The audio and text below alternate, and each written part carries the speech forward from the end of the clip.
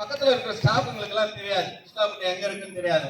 நீங்க என்ன சொல்லலாம், ஆலாங்கயர் ட்ராக்ல, ஆலாங்கயர் ரோடு சாலையில கிருஷ்ணாபுரம் பக்கத்துல போலீஸ் ஸ்டேஷனோ இல்ல வடுகமுத்தம்பட்டி மேல்நிலைப்பள்ளி பக்கத்துல ஏதாவது ஒரு விபத்து நடந்திருக்கு, இந்த மாதிரி லேண்ட்மார்க், போன் நம்பரு, சரியான அட்ரஸ் எல்லாமே என்ன பண்ணோம் நீங்க தரணும். ஃபயர் நடக்குது சார், ஆடு விட்டாங்க, நீங்க ஏன் இதெல்லாம் கேட்குறீங்க? ஒரு ஃபயர் நடக்குதுனாலையும் சரி, ஒரு விபத்து நடக்குதுனாலையும் என்ன பண்றோம் நாம, ஏன் இந்த மாதிரிலாம் கம்யூனிகேட் கேட்குறோன்னா அது தகுந்த மாதிரி உபகரணங்கள் எட்டு வரதுக்கு எங்களுக்கு ஈஸியாக இருக்கும். ஒரு ஃபயர் நடக்குதுன்னா இந்த வண்டியில் நாங்கள் எட்டு வரதுக்கு தண்ணி எட்டு வரதுக்கு இந்த வண்டியில் வந்து 4500 லிட்டர் கெப்பாசிட்டி தண்ணி இருக்குது, புரியுதுங்களா சொல்கிறது.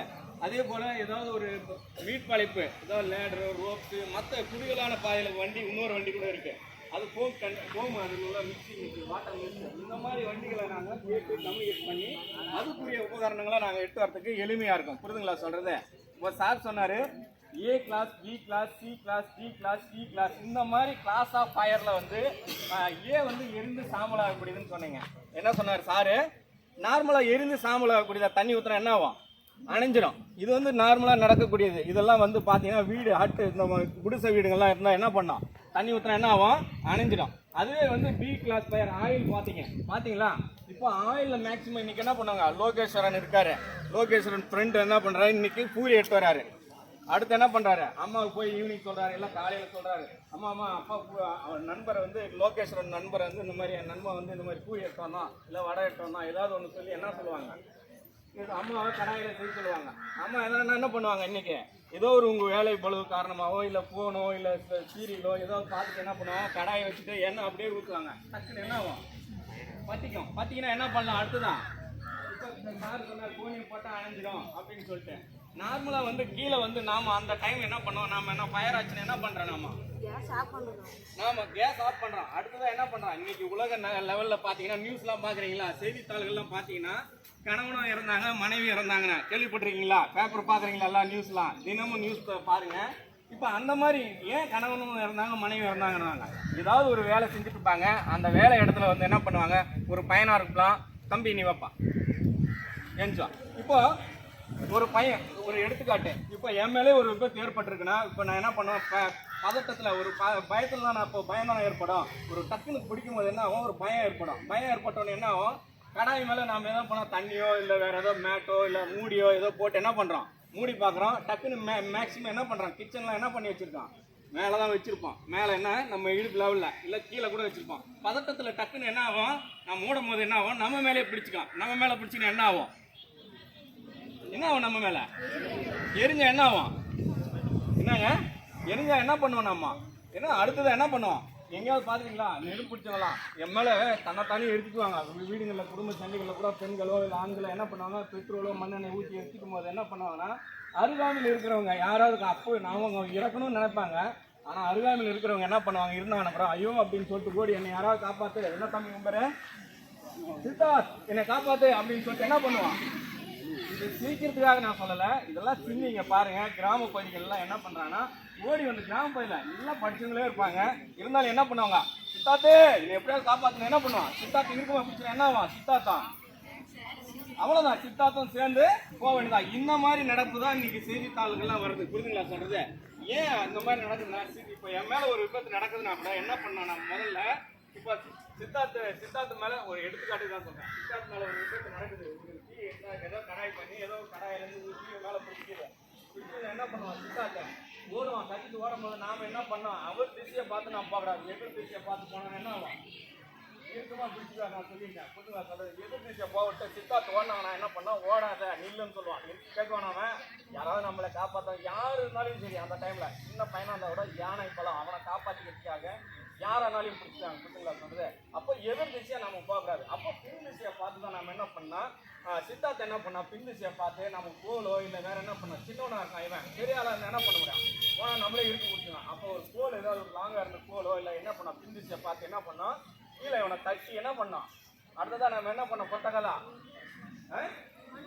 மண்ணில் போட்டால் என்ன ஆகும், தீ காய் என்ன ஆகும், காய் என்ன ஆகும், எல்லாம் மண்ணெல்லாம் போய் மண்ணோ மணலோ இந்த மாதிரி இடத்துல உள்ள என்ன ஆகும்னா, நம்ம என்ன பண்ணோம், முதல்ல டக்குன்னு என்ன பண்ணோம், ஒரு பக்கெட்டில் என்ன ஆகுது, ஒரு பக்கெட்டோ இல்லை பெஞ்சிட்டோ கோணி எடுத்து போய் என்ன பண்ணோம், சித்தார்த்து அப்படின்னு சொல்லிட்டு எதிரில் போட்டால் என்ன பண்ணோம், தேடி தான் பிடிப்பான். அப்போ நாம் எப்பயுமே என்ன பண்ணோம், நம்ம தட்டி விட்டுட்டு பெட்ஷீட்டை போட்டு நம்ம என்ன பண்ணோம், இல்லை எடுத்து போய் பெட்ஷீட்டை போட்டு இல்லை ஒரு சாக்கு என்ன போட்டு என்ன பண்ணோம் புரிதுங்களா சொல்றது. அப்போ தான் வந்து என்ன ஆவார், சேஃப் ஆவார். புரிதுங்களா? சரி, சேஃப் பண்ணிட்டோம். இவர் என்ன பண்ணலாம், அதுதான் நீங்க முதல்ல நான் ஏற்கனவே சொன்னேன், நீங்க பக்கத்துல இப்ப நம்ம கிராம பகுதியில இருக்கோம். கிராம பகுதியில இதெல்லாம் நம்ம டவுன்ல இருக்கோம். இப்ப கிராம பகுதியில இங்க இருந்து நம்ம திருப்பத்தூர் மருத்துவமனைக்கு கொண்டு போறோம்னா எவ்வளவு நேரம் ஆகும், குறைஞ்சது ஒரு 20 நிமிஷம், ஒரு 1/2 hour ஆகும்.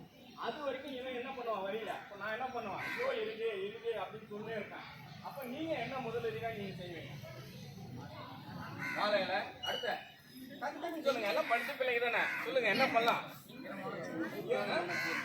என்னம்மா அடுத்து வேற என்ன பண்ணலாம், நம்ம முதலிலே என்ன பண்ணலாம், பெண்கள் சொல்லுங்க என்ன பண்ணலாம். நாம செய்யக்கூடியது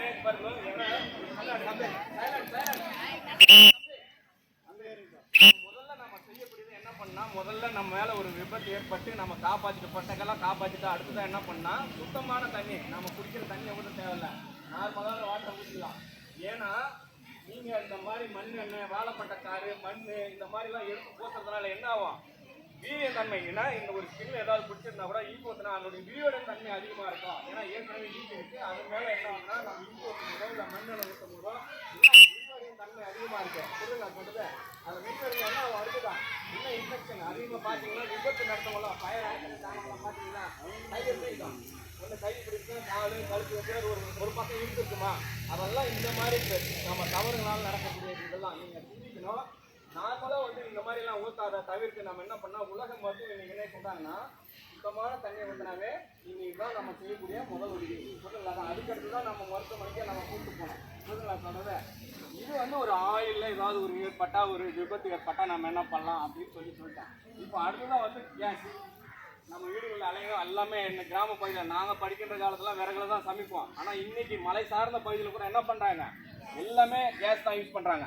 கேஸை யாராவது வாங்கிட்டு வரும்போது ஃபிக்ஸ் பண்ணி பார்த்துருக்கீங்களா, இல்லை டெலிவரி பாயை செக் பண்ணி கொடுங்கன்னு சொல்லுவீங்களா? கண்டிப்பாக சொல்லணும். ஏன் சொல்கிறேன்னா, ஏன்னா லீக்கேஜ் லைட்டாக லீக்கேஜ் இருந்தால் கூட என்ன ஆகும்னா அந்த வெளியேறும், கேஸ் வந்து வெளியேறும். புரிதுங்களா சொல்கிறது? இல்லைனாலையும் மேக்ஸிமம் கேஸ் ஃபிக்ஸ் பண்ண லேடிஸ் டீச்சர்ஸுங்களுக்கு தெரியும், இல்லை ஸ்டாஃபுங்களுக்கு தெரியும். ஃபிக்ஸ் பண்ணும்போது ஒரு சவுண்டு வரும், பட்டக்குன்னு ஒரு சவுண்டு வரலன்னா என்ன ஆகும், அது லீக்கேஜ் ஏதோ இருக்குது, இல்லை அது உக்காரெல்லாம் என்ன ஆகும், வெளியேறும். கேஸ் வெளியேறுச்சுன்னா என்ன பண்ணலாம், சார் சொன்னார், ஜன்னல் இருந்தால் ஜன்னலை அப்படியே ஓப்பன் பண்ணி விடணும். அதுவும் எது அயன், இந்த மாதிரி இரும்பு ஜன்னல்லாம் ஓப்பன் பண்ணக்கூடாது, விட்டு இருந்தால் தான் ஓப்பன் பண்ணோம். அதே நம்ம மிதியடி, கால் மிதியடி வந்து லாடம் வச்சு ஷூலாம், இப்போ நாங்களாம் போவோம் அவசரத்தில், இந்த ஷூவில் இன்னும் லாடம் கீழெல்லாம் வச்சுருக்கோம், அந்த மாதிரி ஷூலாம் நம்ம போகக்கூடாது. சரி, எல்லா இதுவும் ஃபயர் ஆஃபீஸ் எல்லாம் வந்து சொல்கிறேன், எல்லா பள்ளிகளுக்கும் நான் சொல்கிறேன், பள்ளி கல்லூரி எல்லா இடத்துலையும். இப்போ என்ன பண்ணால் லீக் ஆகிட்டு இருக்கு. லைட் எப்படி இருக்கணும், லைட் அப்படியே இருக்கணும், ஆஃபில் இருந்தால் ஆஃபில், ஆனில் இருந்தால் ஆனில், அப்படியே தான் இருக்கணும். நாம் ஏதாவது ஒரு போய் அதை டச் பண்ண என்ன ஆகும், என்னாகும், பெரிய கேஸே வெடிக்கிற நிலைமை ஏற்படும். புரிதுங்களா சொல்கிறது? அதனால் வந்து நீங்கள் வந்து எப்பவுமே வந்து இந்த மாதிரி ஜன்னல்ஸ் ஓப்பன் பண்ணணும், ஃபேனை போடக்கூடாது, எதுவுமே கரண்ட் எதுவுமே பண்ணக்கூடாது, எல்லாம் சொல்லிட்டோம். அப்போ தான் ஃபயர் ஆஃபீஸ் தானே சும்மா தானே இருப்பாங்க, ஃபயர் ஆஃபீஸ் ஃபோன் பண்ணலாம் அப்படின்னு சொல்லிட்டு ஃபோன் பண்ணால் என்ன ஆகும், என்ன ஆகும், உள்ள கேஸ் லீக் ஆகிட்டு இருக்கு, ஃபோன் பண்ணால் என்ன ஆகும், வெடிக்கும். அப்போ சின்ன நம்மளுடைய என்ன காரணம், நம்மளுடைய என்ன அது ப்ரெசன்ஸ் ஆஃப் அந்த மைண்ட், அந்த இடத்துல நம்ம இது பண்ண நம்ம கொஞ்சம் கவனக்குறைவு ஏற்பட்டால் என்னவோ பெரிய விபத்து ஏற்படும். எல்லாமே ஆரம்ப காலத்தில் அணைக்கக்கூடிய தீ விபத்தும் சரி, இல்லை மீட் பழைப்பும் சரி, ஆரம்ப காலத்தில் நாம கொஞ்சம் கவனக்குறைவாக விட்டிங்கன்னா அது பெரிய விபத்தாக ஏற்படும். புரிதுங்களா சொல்கிறது? இப்போ நான் ஓரளவுக்கு சொல்கிறது உங்களுக்குலாம் புரியுது, அண்டர்ஸ்டாண்ட் ஆகுதா? அண்டர்ஸ்டாண்ட்? ஓகே. இப்போ இதெல்லாம் நார்மலாக நடக்கக்கூடிய, இது இயல்பாக நடக்கக்கூடிய கடந்துட்டோம். இப்போ எல்லாமே எல்லா இடங்கள்லையும் மாணவர்கள் எல்லாமே நீச்சல் தெரியுமா என்னன்னு கேட்டார் சார். எல்லாருக்கும் நீச்சல் நல்லா தெரியுமா? நல்லா கற்றுங்க. காரணம் ஏன்னா யோகாவுக்கு சமமானது அது நீச்சல் வந்து எல்லாமே. அதுக்குன்னு சார் ஃபயர் ஆஃபீஸ்ன்னு வந்து சொன்னாங்க. நம்ம கிணத்துல என்ன பேர் சார், சவுண்டாக பேசுங்க. சித்தார்த்து வா. சித்தார்த்து என்ன பண்ணான், பள்ளி விடுமுறை நாட்களில் என்ன பண்ணுவான், வா சித்தார்த்து, எந்த ஊர் நீ? பல்லவல்லி. சித்தார்த் அப்போ என்ன சொல்லுவான், மச்சான் வா மச்சான் போகலாம், ஸ்கூல் லீவ் விட்டாங்க, நாளைக்கு வந்து பிளான் பண்ணிக்கலாம், அந்த கிணத்துல போய் நம்ம என்ன பண்ணோம், ஸ்விம்மிங் பண்ணோம், எனக்கு கற்றுக் கொடுங்க அப்படின்னு சொல்லிட்டு சொல்கிறாங்க. நானும் என்ன பண்ணுறேன், இவனுக்கு வந்து கூப்பிட்டு போய் என்ன பண்ணுறேன், பயிற்சி கொடுக்குறேன். பயிற்சி என்ன பண்ணுறான், எல்லாமே கம்பல்சரி பயிற்சி கொடுத்து என்ன பண்ணுறேன், அடுத்ததான் என்ன பண்ணுறேன், பயிற்சி கொடுத்து தான் இவனை என்ன பண்ணுறேன், கீழே தள்ளி விட்றேன். கிணத்துல தள்ளி விட்டா இவன் அடிப்பானா நீச்சல்? எப்பவுமே நீச்சல் பழகும் போது பேரண்ட்ஸ் முன்னிலையில் தான் இருக்கணும். எப்பவுமே என்ன சொல்றது, பெற்றோர்கள் முன்னிலை. மச்சான் கூப்பிட்றான், மாமன் கூப்பிட்றான், சித்தப்பன் கூப்பிட்றான். நிறைய இன்சிடென்ட் மாவட்டத்தில் குறைஞ்சது ஒரு மாசத்துக்கு பார்த்தீங்கன்னா 5 இன்சிடென்டாவது. பள்ளி கல்லூரி நல்லா படிச்சிருப்பாங்க, அவங்கள என்ன பண்ணும், மாமா கட்டி விட்டாரு, நான் பள்ளி விடுமுறையில் கல்லூரி விடுமுறையில் போனேன். நிறைய இன்சிடென்ட் நடக்குது. கேனை கட்டி விட்டுருப்பாங்க, இல்லை 9th போனவங்க என்ன பண்ணுவாங்க, தேங்காய் நார் கட்டி அப்படியே விட்டுருப்பாங்க. நானும் இவனும் அடிச்சுனே இருப்போம். கடைசியில் பார்த்தா எங்கடா காணும், நம்மளால காணும், நம்ம மச்சனை காணும் அப்படின்னு தேடி பார்த்தா என்னவான், மச்சன் எங்காலும் போயிட்டான். நான் என்ன ஐயோ அப்படின்னு கூப்பிட்டாங்க, என்ன பண்ணுவாங்க, நான் சத்தம் போட்டாதானே என்ன பண்ணுவாங்க, பக்கத்தில் இருக்கிறவங்களாம் கூடி வருவாங்க. சரி, இவன் என்ன பண்ணான், தள்ளியே விட்டான் கிணத்துல தள்ளி விட்டா என்ன பண்றான், மாமா என்னை காப்பாத்து அப்படின்னு சொல்லுவானா. சொன்னவனே ஐயோ என்ன நனுக்கு நல்லா நீச்சல் தெரியுமே அப்படின்னு சொல்லிட்டு போய் குதிக்கிறேன். குச்சி இவனை எப்படியாவது காப்பாத்திடலான்னு போய் இவன் பிடிக்க உடனே இவனை பிடிக்கலான்னா இவன் என்ன பண்றான், இருக்குமோ என்னை பிடிச்சினான். நான் பயர்ல எப்படி சொன்னேன், சிரிக்கிறதுக்காக சொல்ல, இதெல்லாம் சிந்தனை பண்ணுங்க. யாராவது கிணத்துல விழுந்துட்டு இருந்தா பக்கத்துல நீங்க என்ன பண்ணணும்னா, நாம மேக்சிமம் ஏதாவது ஒரு பெண்களா இருந்தா ஒரு சாரி போடலாம், ஒரு மாணவி செல்வங்களா இருந்தா ஒரு ஷாலை இருந்தா கூட ஷாலை போட்டு இது பண்ணலாம். இல்ல அப்படி இல்லை ஆண்களா இருந்தா ஒரு கோல், ஒரு லென்த்தா ஒரு மூங்கில் கோல், இல்லை ஏதாவது ஒரு இதை போட்டு என்ன பண்ணோம், நம்ம புட்டக்கலா ஏதாவது அங்க இருக்கிற இதை போட்டு நம்ம காப்பாற்றணும். புரிதுங்களா சொல்றது? அதை விட்டுட்டு நாம போயிட்டு இவன் பக்கத்துல குச்சா நல்லா நீச்சல் தெரிஞ்சவங்கடா, இவன் டக்குன்னு என்ன பண்ணுவான், ஏறி அவன் தோல் மேல உட்காந்துக்குவான். அவ்வளவுதான், நானும் சேர்ந்து போக வேண்டியதுதான். புரிதுங்களா சொல்றது? வேற ஏதாவது சைலண்ட்பா, இப்போ வேற ஏதாவது ஃபயர் ஆஃபீஸை பத்தி கேட்க வேண்டியது ஏதாவது இருக்கா? எங்களுக்கும் உங்களுக்கும் நிறைய ஏதாவது கிளாஸஸ் இருக்கும். எங்களுக்கும் டைமிங் வெயில் ஏற எங்களுக்கு அடுத்த கட்டமாக ஏதாவது கால்ஸ் ஏதாவது வரும். உங்களுக்கு ஏதாவது தீயணைப்புத்துறையை பற்றி, சார் எங்களுக்கு நான் எப்படி தீயணைப்புத்துறை அணுகிறது, இதை பற்றி ஏதாவது உங்களுக்கு ஏதாவது டவுட் எதுனாலையும் கேட்டாலும் இப்பவே நாங்கள் கிளாரிஃபை பண்ணுறோம். Anybody questions? யாருக்குமே இல்லையா தீயணைப்புத்துறையை பற்றி கேட்கறதுக்கு? இல்லைங்க, மேக்சிமம் நல்லா பெரிய நல்லா லாங்காக இருக்கிற பையன் அப்படி தம்பி பார்த்துருக்கீங்களா? என்ன சூப்பர். என்ன பேர் உங்க பேரு? சௌமியா. சூப்பர் தான் சொன்னாங்க. யாராவது விபத்து காலங்களில் ஏதாவது ஒரு இதுன்னா அந்த இன்சிடென்ட் போடக்கூடியது வந்துச்சு வரல. இப்போ இது பேர் என்ன, இது பேர் லைஃபாய். லைஃபாய்னா என்ன, லைஃபை வந்து காப்பாற்றக்கூடியது லைஃபாய். என்னது, நம்ம லைஃபை வந்து காப்பாற்றக்கூடியது. இது லைஃபாய் வந்து குறைஞ்சது வந்து 250 கிலோ தாங்கக்கூடிய கெப்பாசிட்டி. இது குறைஞ்சது 250 கிலோ, அதை விட இப்போ நிறைய அடிப்பாங்க. இப்ப பாருங்க, இப்படி வந்துருக்கு சார், 250 கிலோ தாங்கக்கூடிய கெப்பாசிட்டி இதுல இருக்கு. வாமா தம்பி, இப்படி வா தம்பி, நீ வாப்பா, இப்படி வா, போட்டு போடுங்க, அதை போட்டு விடுங்க. எங்க உட்கார்றான்? இப்போ பள்ளி விடுமுறை நாட்கள்லாம் நாமெல்லாம் மேக்சிமம் எங்கேயாவது வெளியூர் எல்லாம் போக முடியாது. மேக்சிமம் நமக்கு தெரிஞ்ச இது வந்து ஏலகிரி மலை தான் நமக்கு வந்து நமக்கு தாண்ட இது பிளேஸ். நம்ம ஏலகிரி மலைக்கு போகும்போதெல்லாம் மேக்சிமம் என்ன பண்ணோம், மேக்சிமம் லைஃப் ஜாக்கெட் கொடுத்தாங்கன்னா கம்பல்சரி போட்டுக்கணும். எனக்கெல்லாம் வேணாம், எனக்கு நல்லா நீச்சல் தெரியும் அப்படின்னு சொல்லிட்டு நாம இது பண்ணனா போட்டிங் வந்து போட்டிங் என்ன ஆகுது, சென்டர்ல போயிருது. நல்லா இவருக்கு வந்து லைஃப் ஜாக்கெட் போட்டு நல்லா இருக்காரு. நானும் போட்டிருக்கேன். என்னால அதை விட நான் போட்டிங் கவுந்துச்சுன்னா என்ன ஆகும், அப்படி வச்சு போட்டிங் கவுந்துச்சுன்னா என்ன ஆகும். இப்போ எனக்கு அவ்வளோ நேரம் அந்த டிஸ்டன்ஸ் நான் ரீச் ஆக முடியாது. எனக்கு என்ன ஏஜ் ஆகும்போது நமக்கு நான் சின்ன வயசுல இருக்கும்போது நல்லா ஸ்விம்மிங் பண்ணியிருப்பேன். ஏஜ் ஆகும்போது இல்லை பயிற்சிகள் இல்லாத போது நம்ம கரையை கடக்கிறது கொஞ்சம் கஷ்டம். நீங்க படிக்கும் போது கூட என்ன பண்ணுங்க, டெய்லியும் படிச்சாதானே ஓரளவுக்கு இதாகுது, ஒரு கேப் விட்டு படிச்சா இதாகுது, அண்டர்ஸ்டாண்டிங் ஆகுதா? அந்த மாதிரி டெய்லியும் நம்ம பயிற்சிகள் பண்ணும்போது தான் இதாகும். அந்த மாதிரி நான் என்ன பண்றேன், இவர் நல்லா நீச்சல் தெரிஞ்ச ஆளு, நான் நீச்சல் தெரிஞ்ச ஆளு, லைஃப் ஜாக்கெட் எனக்கு வேணாங்க போட்டிங்ல நான் பாத்துக்கிறேன் அப்படின்னு சென்டர்ல போட்டிங் கவுந்துருச்சு. இவர் நண்பர் வந்து என்ன பேர் உங்க பேரு? கோபிநாத். வந்து கோபிநாத்த, நான் உன் மேல ஏறி உட்காந்துக்கிறேன், இப்படி ஏறி உட்காந்து கம்முனுக்குமா, லைஃப் ஜாக்கெட் புரிஞ்சு. இது வந்து லைஃப் ஜாக்கெட் வந்து 120 கிலோ கெப்பாசிட்டி தான் இருக்கும். நானும் இவன் மேல ஏறி உட்காந்து என்ன ஆகும், கொஞ்சம் ஒன்று பரலும், ஒன்று இல்லைன்னா நான் என்னவேன், நானே உள்ள போக வேண்டியதான். அதனால கம்பல்சரி லைஃப் ஜாக்கெட் வந்து கம்பல்சரி நீங்க பயன்படுத்திக்கணும். புரிதுங்களா சொல்றது? இல்ல எனக்கு வேண்டாம் அப்படின்லாம் சொல்லக்கூடாது. புரிதுங்களா சொல்றது? வேற ஏதாவது டவுட்ஸ் எதுவும் இல்லைங்களா உங்களுக்கு? தீயணைப்புத்துறை பத்தி கேட்க வேண்டியது ஏதாவது கேள்விகள் கேட்கலாமே? டீச்சர்ஸ் அண்ட் வாத்தியார் கூட கேட்கலாம், ஆசிரியர் கூட கேட்கலாமே. நீங்க எல்லாம் ஒருத்தர் மூஞ்சி ஒருத்தர் பாக்குறீங்க. நான் சொன்னதெல்லாம் ஓரளவுக்கு புரிஞ்சுதா? கழட்டி சொல்லுங்க, கேளுங்க. அவ்வளோ எல்லாம் எக்ஸ்பிளைன் நல்லா அண்டர்ஸ்டாண்டிங் ஆயிடுச்சு. நான் சொன்னதெல்லாம் ரீச் ஆயிடுச்சுங்களா? ரைட், சரி. இப்போ சொல்லிட்டேன், எத்தனையும் 1க்கு 2 டைம் சொல்லிட்டேன். கரெக்டாக ஃபயர் ஆஃபீஸ் நம்பர் சொன்னது சொல்லுங்க பார்க்கலாம். நான் சொன்ன நம்பர் யாரு கரெக்டா சொல்லுங்க போலாம்.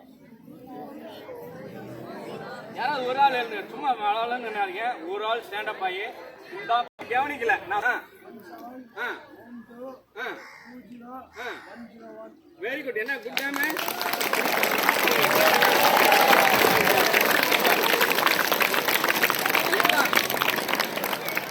எல்லாம் நீங்க இதெல்லாம் வந்து ஏன் உங்களுக்கு எல்லாம் பள்ளி மாணவர்களுக்கு ஏன் சொல்றேன்னா, இப்ப இந்த பாய்ஸ் மட்டும் நம்ம சைலண்டா ஏன் இந்த நம்பர்லாம் உங்களுக்கு சொல்றேன்னா, உங்களுக்கு ஏற்படும் அப்படின்னு நினைக்காதீங்க. பக்கத்துல யாராவதுக்கு ஏற்பட்டா அப்போ ஃபயர் ஆஃபீஸ் நம்பர் 101 108க்கெல்லாம் போகாத, நேரடியாக எங்களை தொடர்பு கொள்ளுறதுக்காக தான் இவ்வளவும் உங்களுக்கு சொல்றோம். எங்களுடைய வாழ்க்கையில் நடந்த அனுபவங்கள் எல்லாம் உங்ககிட்ட பகிர்ந்துக்கிறோம். புரிதுங்களா சொல்றது? வேற எதுவும் இல்லை உங்களுக்கு. கடைசியா நான் ஒன்று சொல்லி உங்ககிட்ட இருந்து நான் விடைபெறுகிறேன்.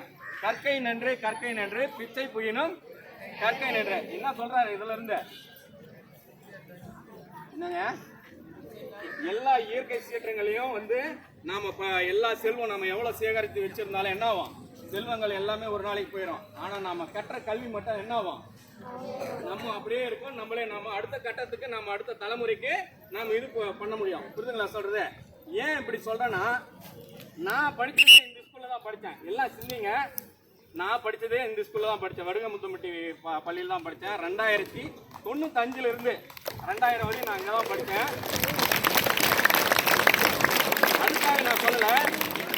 அதுக்காக சொல்ல எனக்கு வந்து யாராவது இந்த மாதிரி ஒரு அவேர்னஸ், இந்த மாதிரி ஒரு நல்ல நண்பர்கள், நல்ல ஆசிரியர்கள் இந்த மாதிரி எனக்கு வந்து ஒரு தூண்டுகோலா இன்னும் நல்லா இது பண்ணியிருந்தா, நான் நல்ல ஒரு என்ன சொல்றதுன்னா, இந்த இந்தியாவில் வேர்ல்டு லெவலில் ஒரு நல்ல ஒரு ஆசிரியராக கூட நான் பணியாற்றிருக்கிறதுக்கு எனக்கு, ஏன்னா பக்கத்தில் ஒரு அருகாமையில் நல்ல ஒரு கைட்லைன்ஸ் இருந்திருந்தாங்கன்னா நான் இதை விட ஒரு நல்ல லெவலுக்கு போயிருப்பேன். நீங்கள் ஏன் லெவலுக்குலாம் வேண்டாம், இன்னும் நல்ல லெவலுக்கு நீங்கள் படித்து அடுத்த கட்டத்துக்கு நீங்கள் உங்களால் முடிஞ்சது பொதுமக்களுக்கோ இல்லை தூய்மையான பணி நம்ம ஆசிரியர் பணிக்கோ இல்லை வேற ஏதாவது டாக்டர் இன்ஜினியர் நல்லா படித்து நீங்கள் நல்ல வேலை வாய்ப்புக்கு போகணும். புரிதுங்களா சொல்கிறது? வந்தோம் போனோம் படித்தோம் அப்படின்லாம் இருக்காதீங்க. கல்வியை வந்து முறையாக வந்து நீங்கள் நல்லா ஆசிரியர்கள் தெரியலனா கூட கேட்டு நல்லா இது பண்ணுங்க. ஏன்னா நான் அப்போ அந்த காலத்தில் நாங்கள் இங்கிருந்து எங்கள் சார் இருக்காரு, எங்கள் ஊர் சார் இருக்காரு, அவர் தான் சார் ஏஎச்எம்மாக இருக்காரு. ஊர் தான் பகுதியை சார்ந்தவங்க தான். நான் அங்கேருந்து வரும்போது நாங்கள் நடந்து தான் வருவோம். இங்கே இன்னைக்கு கவர்மெண்ட்டை எல்லா ஃபெசிலிட்டியும் கொடுத்துருக்காங்க. அன்னைக்கு பாடப்புத்தகங்கள் கூட கடினம். சொல்றது அந்த இதில் வந்து பாடப்புத்தகங்கள் நோட்டு எல்லாமே வாங்குது. இன்னைக்கு அரசாங்கம் என்ன பண்ணுறாங்க, உங்களுக்கு நல்ல பாடப்புத்தகங்கள், கணினி, அதே போல் என்ன இது லேப்டாப், சைக்கிள் எல்லாமே அரசாங்கம் உங்களுக்கு ஃப்ரீ பஸ் பாஸ் எல்லாமே கொடுக்குது. அதனால இதெல்லாம் உத்வேகமாக எடுத்து நீங்கள் நல்லா படித்து அடுத்த தலைமுறைக்கு நீங்கள் போகணும். புரிதுங்களா சொல்கிறது? இது என்னுடைய அன்பான வேண்டுகோள். தீயணைப்பு மீட்பு பணித்துறை சார்பாக எங்கள் தலைமை ஆசிரியர் மற்றும் இருபால் ஆசிரியர்களுக்கும் மாணவ செல்வங்களுக்கும் எங்கள் திருப்பத்தூர் தீயணைப்பு மீட்பு பணித்துறை சார்பாக நன்றி கலந்த வணக்கத்தை தெரிவித்துக் கொள்கிறேன். தேங்க்யூ.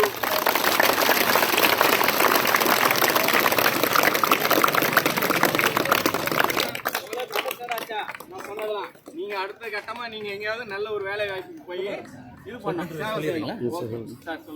இருந்தாலும் நம் பகுதியில் உள்ள மாணவர்களுக்கு வந்து பார்த்தீங்கன்னா எவ்வாறு தீயிலிருந்து தற்காத்துக் கொள்வது என்பதை செயல்முறை மூலம் விளக்கி காட்டிய தீயணைப்புத்துறை அலுவலர் அனைவருக்கும் பள்ளியின் சார்பாகவும் மாணவர் சார்பாகவும் நன்றியை தெரிவித்துக் கொள்கிறேன்.